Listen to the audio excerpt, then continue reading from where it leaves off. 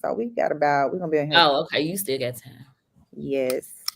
Hello, and welcome to a live verbally effective podcast. I'm your host, Ina Esco, and I told you guys, I'm in the live business these days. 2025 has brought some live action to my life over here at my podcast studio inside Cosset Library.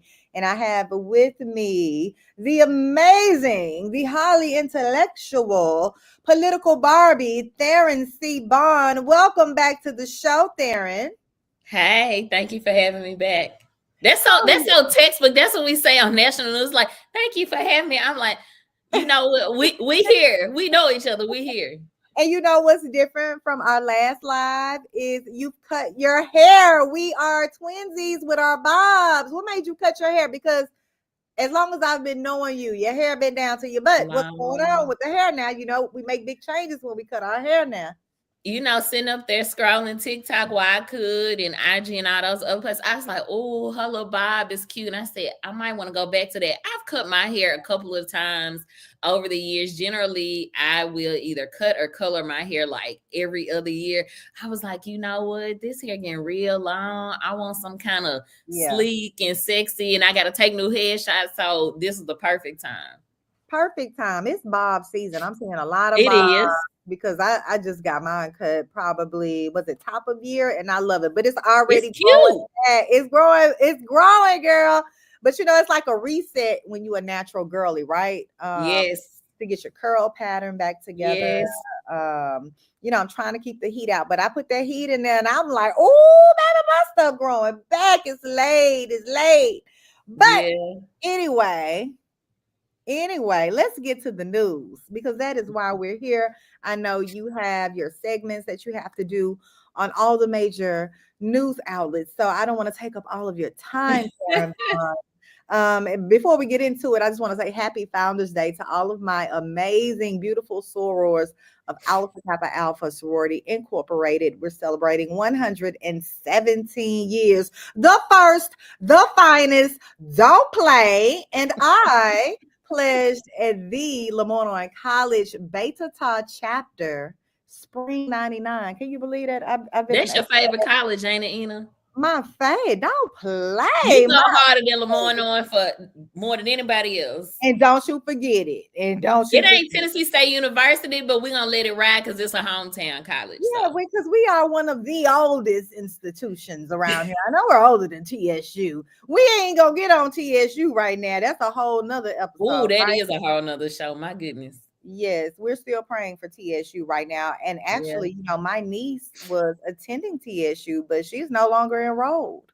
Oh, man. Because they were tripping on scholarship money and all the things. I was like, so that's a real thing. Hate that happen. That's a real thing because it's affected my niece. And now she's back in Memphis. So Is she at Lamont on? No. Oh, okay. I was trying to get her to go there, but no, that's not what she chose to do. We can't make them do what we want them to do. Remember that. But I want to send a huge shout out to my soror, Benita Gordon, that is here on live. When you go live there, you have to be like, let's wait till people check in. But we on time constraints right now. So we are going to get right into it. I'm affected by this. Theryn is affected by this because I watch Theryn's content on this particular platform. As you all know, TikTok is officially supposed to be banned on January 19th. We have less than a week to enjoy I love this platform so much because they got that algorithm just right. There have been so many people trying to save the app right now, right, Theryn? There are. First, I'm loving all the. I hate to love the rip TikTokiana, all the creative things. There's been a lot of new people that have come on my algorithm that I'm like, man, I want to keep following them and keep watching them. But I don't want. Let me say this. I don't want Elon Musk to come and ruin this shit like he did Twitter. Please don't. They debunked the rumor that Elon was trying to. He can, but he got money, and he the type that like to buy elections and buy other platforms. So I don't put it past him. But let me tell you, if he buys that, I'll be the first one to get off. And I'll tell y'all, I'm getting off and won't get back ever. What I hope though is that we got 4 more days before the 19th. I hope there is some miracle that comes and saves TikTok. I never thought I would say that. Before TikTok, there was a app called Triller, and I was definitely a Triller girl. Even when I was working at Logan's Roadhouse, I was making Triller videos, and then TikTok. So Triller walked so TikTok could fly. Okay. But I like both of them. I hate that the reason people really want to ban TikTok has zero to do with Chinese government and national security. What it is truly about is information sharing. People in the government are mad that the everyday citizen has found a way to disseminate information that can be fact checked, that can be illuminated, or otherwise suppressive is some BS. And they hate that they can't control that. And so now, as a means of saying, well, we can keep TikTok if they sell it. One, where does the money go? If somebody buys it, where does the money go? Who benefits most from that? Here's the thing. If people in government overall were doing what they were supposed to do and leading with people at the forefront of all their decision making, we probably wouldn't be here, because they wouldn't have to worry about who's talking about them, who's saying this, who's talking about inner office things, because they would be doing the right thing. But I hope it doesn't go away. I've been on it for a while, but I've just recently really said, you know what, I'm gonna make a commitment. Right. I've been enjoying it on TikTok, and now I'm like, no, it's leaving. So I hope it doesn't. What this has also done is open the door for other apps that have been discussed, like Blue Sky, which is supposed to be like a more positive version of Twitter. And so a lot of people have left Twitter to go to Blue Sky. It's taken a little bit of catching on because the names are longer. It's a little bit harder to search. So it's an adjustment. Then there's recently been this talk about Red Note. Have you gotten an account? I haven't. So Red Note. So let me tell. So I downloaded the app. I haven't opened it, and then I took it off. So initially there was a lot of just hype around Red Note, and I was like, "Ooh, okay, I'm gonna get my Red Note profile up. I'm gonna improve my Blue Sky profile. I'm gonna download fan base again, and I'm gonna just do it all at one time." Then this morning I woke up and it was like the whole world turned on its side, and everybody's like, "Don't download Red Note." So I'm gonna have to do a little bit more research. Okay.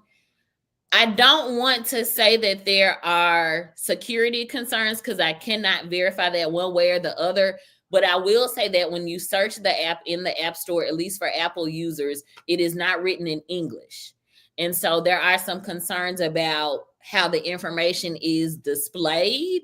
And disclaimers and things of that nature. So I got to do more research. Fanbase, however, is rising up the ranks and is, in fact, is Black owned. It was started by Isaac Hayes III, I believe. I hope I got the right iteration of Isaac Hayes, but I believe it is Isaac Hayes III who started. So it's a Black owned app. What I remember about Fanbase is not new. It is just new to being popular. Right. Fanbase has been around for a little bit. And I remember when I got on Fanbase and I was like, it's not simple enough for me. And this was when TikTok was really, really booming. And I think because I wanted more of a TikTok feel and Fanbase was kind of a weird in between, I was like, how is it different?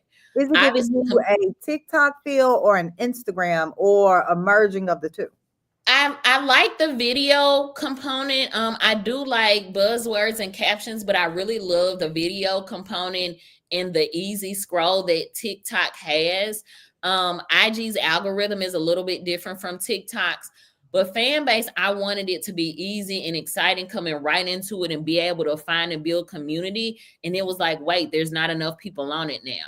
Wow. I think if I revisit that now, it's probably going to be a bit different. So I'm going to try it again, and I'm going to let y'all know at a later date how Fanbase is. But I have downloaded it. Give the brother a chance. I heard I want to simply because it's Black owned. But there are a lot of people migrating to Fanbase. So there's something to be said about it. And it's going to be an adjustment, just like we adjusted to Snapchat when it was Snapchat. Facebook, when it stopped being, you could just post on a while and had to be in college. Now it's evolved significantly. So, you know, We gotta update with the times. I heard Red Note went to #1 on the Apple App Store. However, Fanbase is climbing the ranks, which is great for Isaac Hayes III because he's been promoting Fanbase for a very long time. Yeah. And something else to be said about this whole TikTok ban. One thing to note is TikTok Shop. Did you ever shop on TikTok Shop, Theryn? So I've had a good experience with TikTok Shop, but my first experience was bad. I definitely got on TikTok Shop. It wasn't for a lot. Yes, it was something that I had been looking for. And on TikTok Shop, they had like that version of it reasonably priced. And then it didn't ship. It was all this where now you got to send extra money here, do this. I was like, this don't even sound right. No, pump the brakes. But I like what it can do. I have just learned to read more of the reviews, check with other people. You know, I run it by Ari, be like, Ari, is this legit? Right. Do you know? He's got a really good handle on e-commerce in multiple platforms. So that's my go-to for that. But I like what TikTok Shop can do. I like what it has done for small business owners. I like what it has done for people who say, you know, they got an eyeglass case and maybe they design it and bedazzle it or something. So they selling it on TikTok. So people have had an opportunity to be truly creative in a way that reaches the masses in a very short amount of time to a very wide audience. So I like that that's what it can do. Yes, and I heard they were kind of putting a little dent in the market over there with the Amazon folks, the Bezos folks, because so many people shop on the TikTok Shop platform. So if they could ship it as quick, and if TikTok Shop was still gonna be around and could ship as quick as Prime, oh my God, I'm ready for somebody to ease on in there. Gonna end up in there. Also the algorithm, no other app can beat the algorithm of TikTok. I'm sorry, because it is just so easy to build community on TikTok. It definitely studies us. It's getting that data, but guess what? Everybody else getting our data too. Okay, and treating us way worse. Okay, I'm cool with that. So I thought that was very interesting. Not sure if someone can come in, swoop in, and buy the US piece. Even if they did, that I don't think that algorithm would exist unless the China manufacturer would allow it. And if I were them, I wouldn't allow it. Like, that's mine, right? And I own that. So, you know, they're arguing that TikTok has a US subsidiary. Like, you know, we're trying to conform to what you guys are wanting on the US side, but hey, it's so many people. And I think Meta, Zuckerberg got his hands in this too. Because, and you know what? The United States got it real bad for trying to take stuff and make it their own and reshape it. And it's like, whether it be social media platforms, whether it be reality shows, like I bet a lot of people think like America's Got Talent and American Idol and some of these other reality shows started here. You better check over in the United Kingdom. Yes. You better check over in France. You better check over in some of these other countries. Yes, that is so true, Theryn. So I suggest to everybody, unless a miracle happens, go ahead and save all of your favorite videos right now, because things will be looking different next week. Let's move on to Pete Hegseth, honey. They are having a hearing. And listen, let me get my notebook for Pete.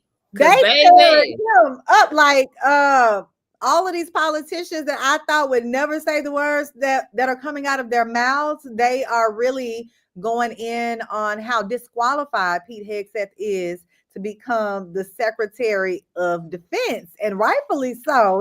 He has quite a bit of allegations on him, which of course he's crying out to every response, well, I have not been charged with anything. And that doesn't, you know, delete the allegations nor your history of showing up to work drunk and all the things. What are your thoughts, Theryn? I got a whole damn dissertation about this man, and I'm trying to limit my cussing, but it's something really grinded my gears the other day. First of all, I got called a bitch because I talked about Pete Hegseth's connection to Tennessee and how conservatives try to shove their values down the throats of all Tennesseans and not be open enough to a wide array of ideas. And then said, well, I speak for all Tennesseans. I never said that, but I did say I was a Tennessee native. But I got called a bitch for telling the truth, baby. Well, I'm going to be the bitch telling the truth every damn day. But I dare not be called a bitch by somebody who is uninformed, unengaged, and not trying to learn. And to be clear, Pete Hegseth is a Tennessean. He lives in Tennessee. For those that don't know, he lives in Tennessee. And the concern beyond his individual allegations and things associated with him is that also means because in Tennessee, Republicans have the supermajority. Our governor, Bill Lee, is a Republican. Now, this means a more direct pathway to the White House if Pete Hegseth is concerned, which means some federal level things that happen that we may not really be fond of will now easily transition into the state of Tennessee, courtesy of Pete Hegseth. It don't matter what department he's over. Y'all will be crazy to think otherwise. Now, if we talk about his allegations, if he was leading a clean, straight, and narrow life, guess what? There would be no allegations to discuss. And the fact that we are still talking about them now, the fact that President-elect Trump and his team indicated that not only Pete, but all those other seeking cabinet appointments needed to get off of social media and stop responding to people speaks to their character. And when we talk about his character, sir, if you cheated on your wife, that's why I say if, because everybody like allegedly, and if you cheated on your wife, and you cannot be honest about it, but you call yourself a person promoting conservative Christian values, and you belong to the party that talks about valuing families, how do you value your own wife, sir? How do you value your own kids and other relatives? And a lot of Republicans want to say, well, what does that have to do with anything? It has to do with your character, your integrity, your moral, and your ethics, and what you use to judge all of those within other people. And he also indicated that he wouldn't speak to whether or not he would ignore an order from President-elect Trump if it was illegal. So what's happening is Pete and all these other folks are basically saying, you know what? Our allegiance is not to the flag, not to the Constitution, not even to the American people. It's to Trump, one person who will be in the office of the presidency in a couple days now. And that's not how people are supposed to govern. It's always supposed to be people first. So he's got a laundry list of things. And of course, he was asked about countries in ASEAN, and ASEAN is the Association of Southeastern Nations. So, sir, you talking about running the military, but you don't know what countries are in these respective groupings. You don't know who's over what. Like you don't know where the bathroom is, sir. No. Have a seat. He's just not a good guy. And honestly, it is very sad that there are millions of people that live in this country, and the only ones Trump could seem to find were ones that were problematic and had sketchy backgrounds. But I want to know, what's the connection with Hegseth and Trump? Why would Trump pick this guy to lead the Secretary of Defense? Like, why? What is it? So Pete, he did serve his country. Okay. He has not ever managed or served that many people en masse. But there's a lot of, I guess, talk about how Trump liked him on Fox News. That's it. But I want people to be very, very careful. And I have not said this anywhere else, but I'm going to say it today. I want people to be very, very careful about pinging him because he's a Fox News host. Now, we can go down a rabbit hole about what that network represents and whether or not you agree with it. And I have, as a Democrat, appeared on that network. So we're going to go ahead and be transparent about that, because it's important to go to the other side so that they don't only hear their echo chamber. But yes, he was a Fox News host, but they don't have nothing to do with it. I have helped to get a television host elected. So there are hosts, other members of the media that are intelligent, that do in fact tend to serve the people of whatever city, state, county, entity with good intentions to have positive impact. I just don't think that's Pete. But I think the host angle is a really poor angle for people to go at him at, because there are other people in the media who are good people. And if they were to become elected to something, we would all be excited about it, including a person that I helped get elected. So people should be careful about talking about particular professional entities, because you can't there. I don't think there's something you could say about a host as it stands on its own. You can agree or not with their rhetoric, what network they're on, what angles they push, but just simply because he a host, that he has no fortitude to do right by people, him being a host, that there's zero correlation for that. Zero correlation. And when we talk about the Secretary of Defense, we're talking about how to protect the United States of America. That is a huge responsibility. And from the looks of it, Pete, you ain't got it, baby. You ain't got it, baby. But that does not mean he still may not be in that role. Am I correct? So he has to go through the confirmation hearings, but President-elect Trump has already indicated that if he doesn't feel like he has the support, of whatever reason it don't go his way, they have what they call recess appointments, where basically he can skip that process and get who he wants. So if ultimately that's who he wants, without a lot of pressure from somewhere else, by someone who's really in his ear, it could happen anyway. So the best thing we have to do is prepare for the possibility of that. But ultimately, it is going to, I believe if he is confirmed, it will backfire on this, and not just President-elect Trump and his administration, this entire country, because he throws out terms like woke and DEI, and he discounts a very decorated Black generals that are currently serving. And here's the thing: if you take out all the Black people in the military, all the brown people in the military, potential, let's say, immigrants in the military, people that may identify as LGBTQ+, if you take out everybody that ain't white and male, and then you kind of suppress even the white females in the Army under a Pete Hegseth defense administration, who you gonna have left?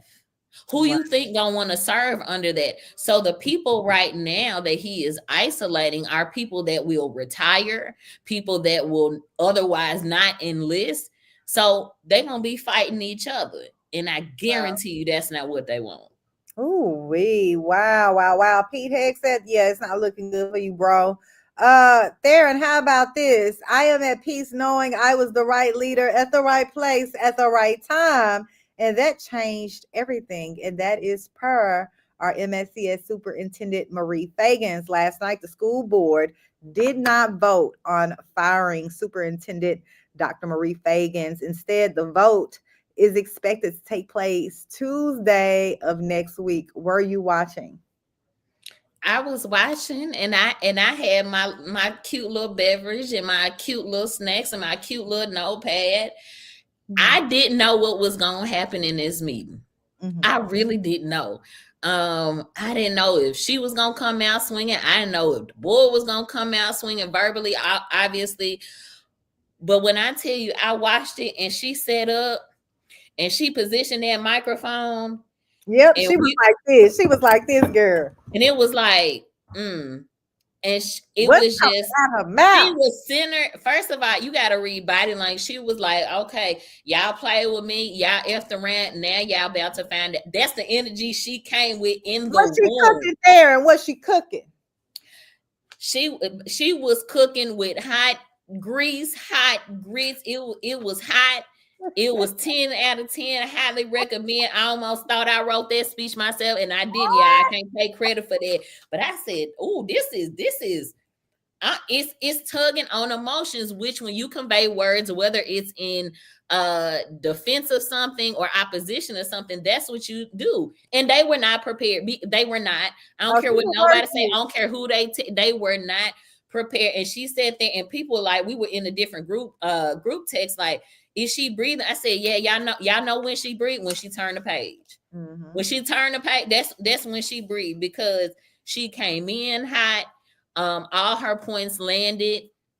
She gave descriptions on everything that they had brought forward previously to address regarding her. But here is the thing about, and she dropped names, and I'm always gonna be a proponent of drop names when you can hold people accountable, because so many power players in this city have done such slimy, irresponsible, inconsiderate, unbecoming things to the Memphis community, to other elected leaders, to general members of the public, and it goes unnoticed. Mm-hmm. And she came with a reckoning. She did. Last night. Here's the part that it was missed, though. There are concerns, and I say this having talked to principals, administrators, teachers. Fagans did address the concerns brought by the board in most part, which I'm not going to say that every time something happens, she's going to have to give a thorough explanation. But the Memphis public got to have a certain understanding of things for it to make sense to them. Mm-hmm. She did that last night. She did that for everybody, whether you knew or didn't know, despite whose side you were on. But there were concerns that teachers do have about the assessments, about resources that they've needed, that they have not gotten. And what I would have liked to see, in addition to her cooking last night, was to throw in a side dish of, here are the things that have been brought to my attention from schools themselves, from employees within those individual schools, and say, hey, you know what? I heard you. I missed this. I made a mistake. I honestly didn't know. I've been working on it. Whatever it is, I would have liked to see her address some of those assessment and resource concerns in addition to her cooking last night. Mm. And that's on the Fagan side. But we got to talk about some of these board members. Mm-hmm. There was an interruption at one point, right?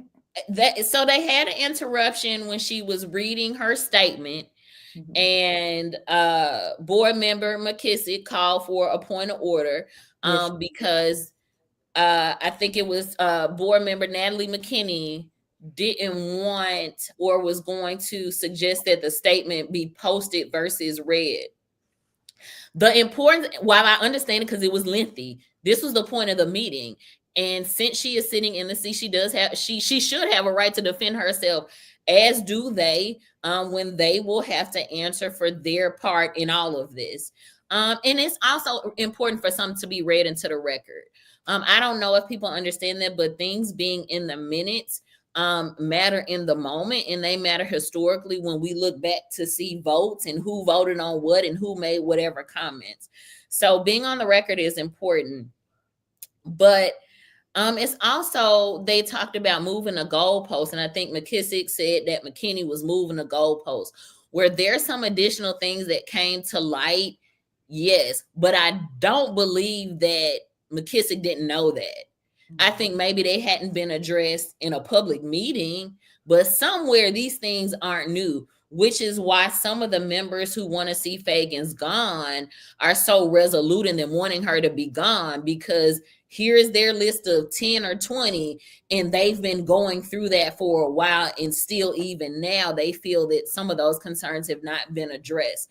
So I don't think these things are new to those board members. They just may be newer to the public.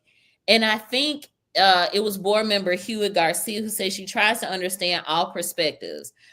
I don't know how true that is, because if that was the case, then we may have been at a different place last night. We may have been at a different place months ago when the initial call for her to be removed came to the public, because be clear, it's been talked about since September behind closed doors. For people that know what conversations I was around for, I'm sorry, I ain't gonna call y'all names, but I'm gonna tell the truth. And you also have to think, ultimately, here's the thing. Every single one of those board members got somebody behind them. I want everybody to hear this. I don't care what side of this Fagan's conversation they are on, whether they are pro Fagan staying or pro her leaving. Everybody has somebody behind them. And when you look at the motivation of these folks that goes beyond their particular district or even potentially their campaign teams, there are other people who support them as individuals or follow them along or give them guidance or advise them. And you should connect the dots to see where the motivation comes from as a result of some of these decisions and conversations that are happening. It's almost like follow the money, follow the pipeline of the connection, see who's not just 6 degrees of separation, but maybe 5, 4, 3, 2, 1. And then you'll really see why people move the way they move. Wow. Yeah, the dots are connecting, right? How do you think it will go on Tuesday, Theryn? I think those board members are a little shook. They ain't gonna like that I said that, but I think they shook because they were prepared to take the vote in December, and then they said no, we're gonna push it back, give them more time. Fair thing to do.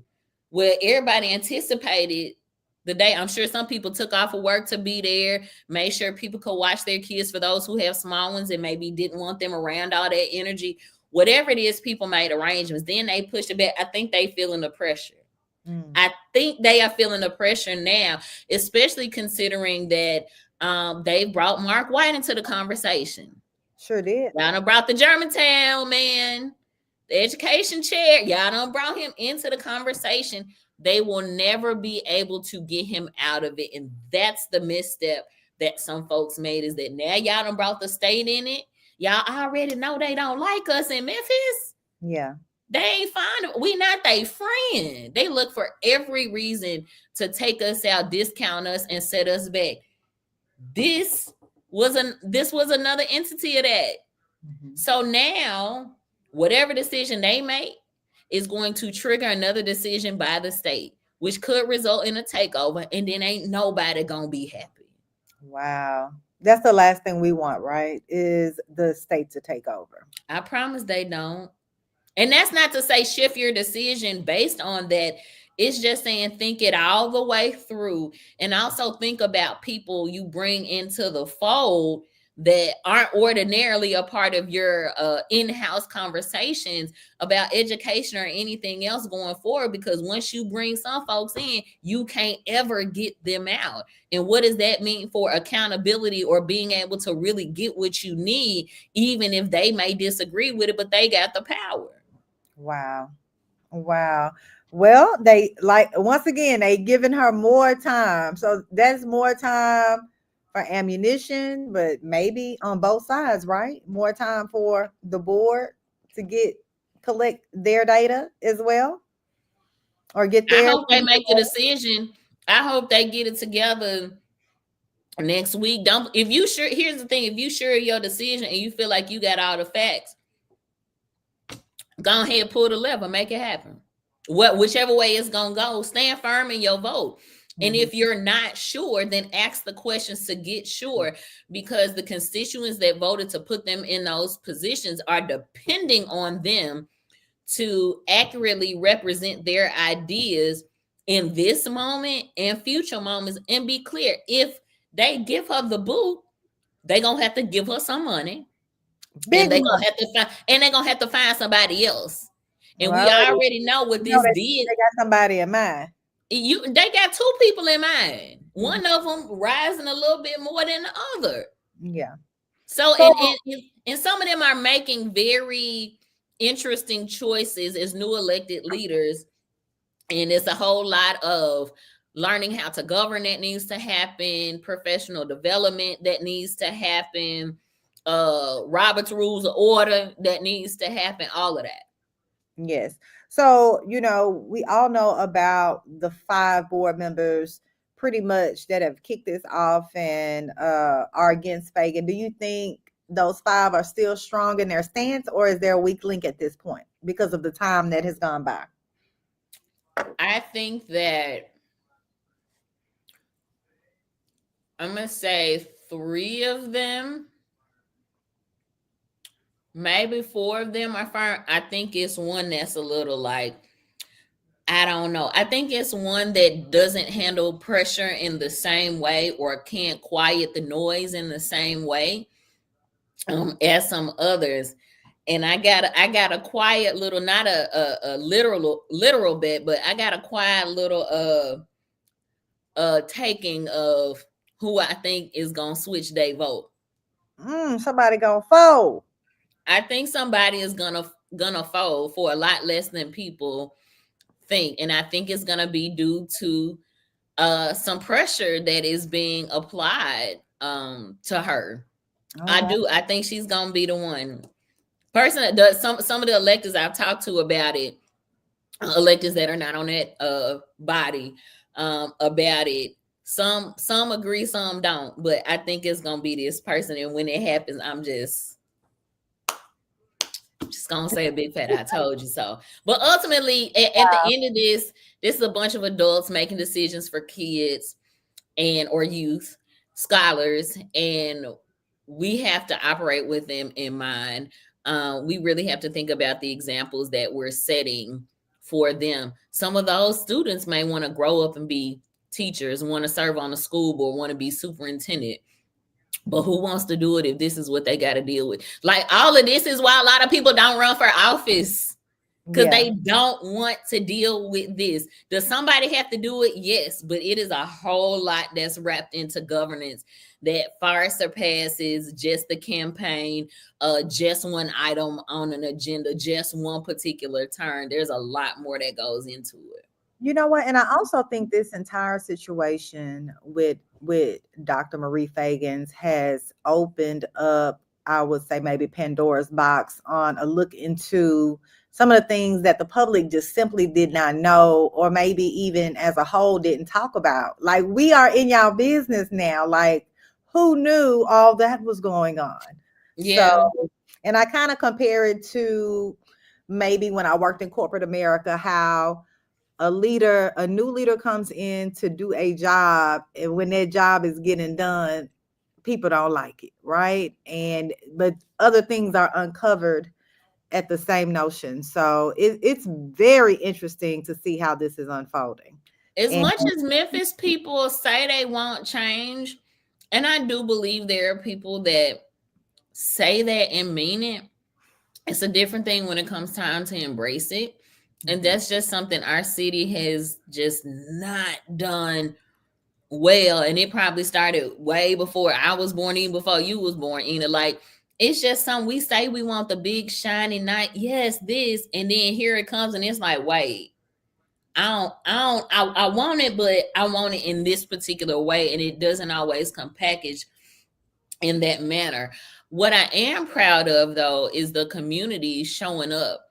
My hope is that they stay this engaged next year when that county mayor's race comes, that governor's race, those state house races, when it's time to re-elect some of these board members, because they're in staggered years. Like, I want people to continue to pay attention, because when people are this engaged, it makes it very, very hard for things to slip through the cracks, at least not with getting pushback for things that they may not agree with.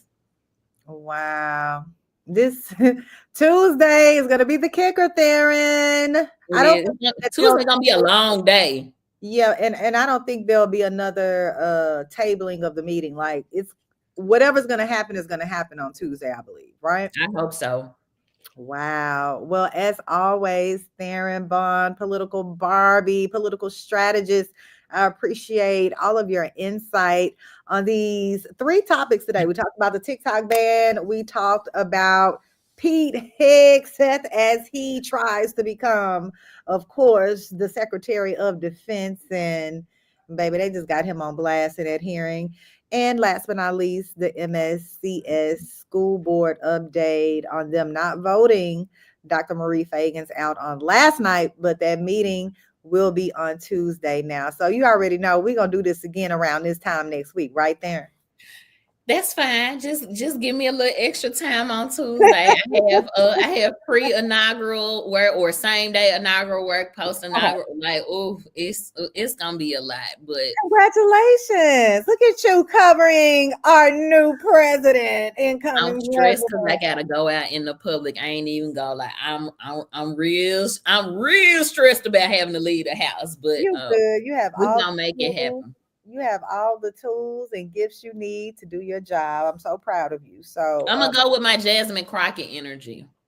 oh, now that's some energy. You're gonna be cooking if that's the Did energy. you see how she cooked Nancy Mace? I did.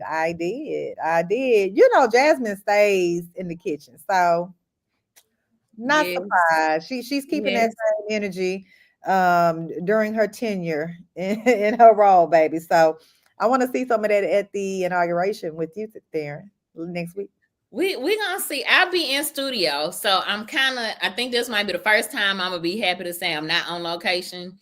Okay. But I'll be in the studio for a network. So it'll be we'll see what it's about. So It's gonna be good. It's gonna be good. Well, as always, thank you so much, Theryn thank you. Bond, and I will check back in with you next week. And good luck at the inauguration. Okay. Thank you.